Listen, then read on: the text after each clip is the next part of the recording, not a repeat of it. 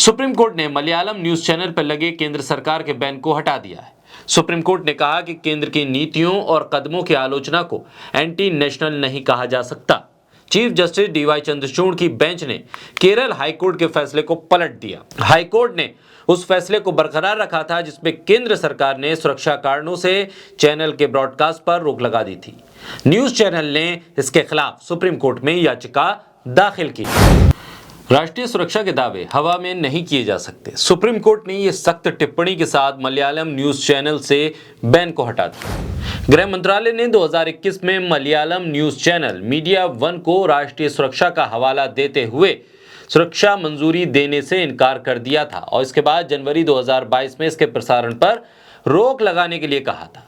Supreme Court ने केंद्र के निर्णय को रद्द करते हुए राष्ट्रीय सुरक्षा के नाम पर लोगों को अधिकारों से वंचित करने की आलोचना की है। ऐसे में बात बात पर राष्ट्रीय सुरक्षा और राष्ट्रीय अस्मिता के नाम पर लोगों पर बैन लगाना, आवाज को दबाना और फिर मीडिया की स्वतंत्रता पर सवाल खड़े करने के फैसलों पर एक बड़ा प्रश्न चिन्ह लग गया है। बोलता हिंदुस्तान पर मैं हूं आपके साथ बिरजा शाकिर अली बेग। सुप्रीम कोर्ट ने मलयालम न्यूज चैनल पर लगे केंद्र सरकार के बैन को हटा दिया है। सुप्रीम कोर्ट ने कहा कि केंद्र की नीतियों और कदमों की आलोचना को एंटी नेशनल नहीं कहा जा सकता। चीफ जस्टिस डीवाई चंद्रचूड़ की बेंच ने केरल हाईकोर्ट के फैसले को पलट दिया। हाईकोर्ट ने उस फैसले को बरकरार रखा था जिसमें केंद्र सरकार ने सुरक्षा कारणों से चैनल के ब्रॉडकास्ट पर रोक लगा दी थी। न्यूज चैनल ने इसके खिलाफ सुप्रीम कोर्ट में याचिका दाखिल की थी। मीडिया वन न्यूज चैनल की याचिका पर सुप्रीम कोर्ट ने केंद्र सरकार से कहा कि राष्ट्रीय सुरक्षा को लेकर दावे बिना किसी आधार के नहीं होने चाहिए, इसके पीछे कुछ तथ्य हो, सबूत हो।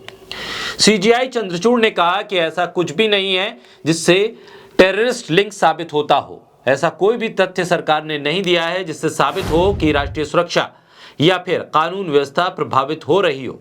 कोर्ट ने कहा कि सभी इन्वेस्टिगेशन रिपोर्ट को खुफिया नहीं कहा जा सकता, इससे लोगों के अधिकारों और उनकी आजादी पर असर पड़ता है।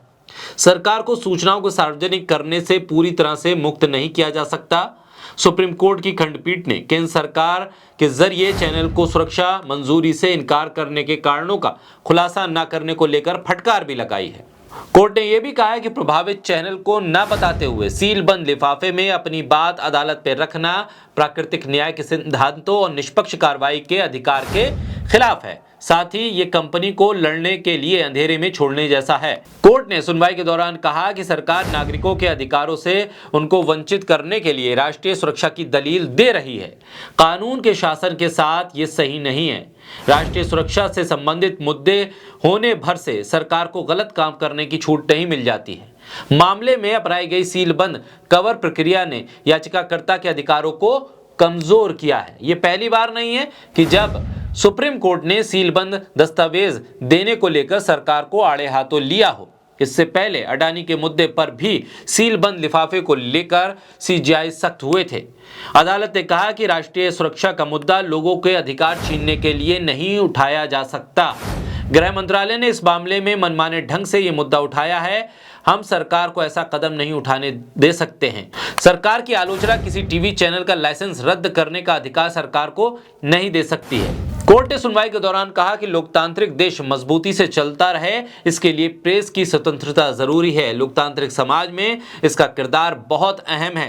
ये देश की कार्यप्रणाली पर प्रकाश डालता है। साथ ही प्रेस का कर्तव्य है कि वो सत्ता से सच बोले और नागरिकों को कड़वे तथ्यों से अवगत कराए। सरकार की नीतियों के खिलाफ चैनल के आलोचनात्मक विचारों को सत्ता विरोधी नहीं कहा जा सकता। इस दृष्टिकोण से ऐसा लगता है कि प्रेस को हमेशा सरकार का समर्थन करना चाहिए। एक मजबूत लोकतंत्र के लिए एक स्वतंत्र प्रेस जरूरी है। केंद्र की नीतियों की आलोचना को अनुच्छेद 19(2) के तहत किसी भी आधार से नहीं जोड़ा जा सकता जो फ्री स्पीच को प्रतिबंधित करता हो।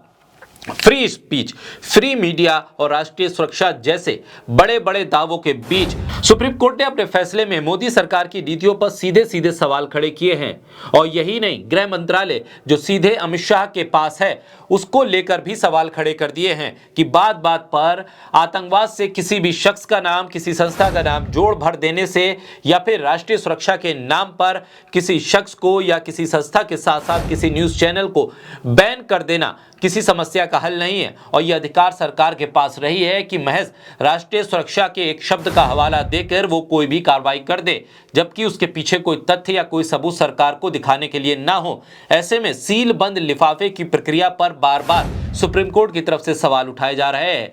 मीडिया वन चैनल के बैन को रद्द करके अब सुप्रीम कोर्ट ने साफ तौर पर मोदी सरकार को आईना भी दिखाया है और फिर जमकर फटकार भी लगाई है।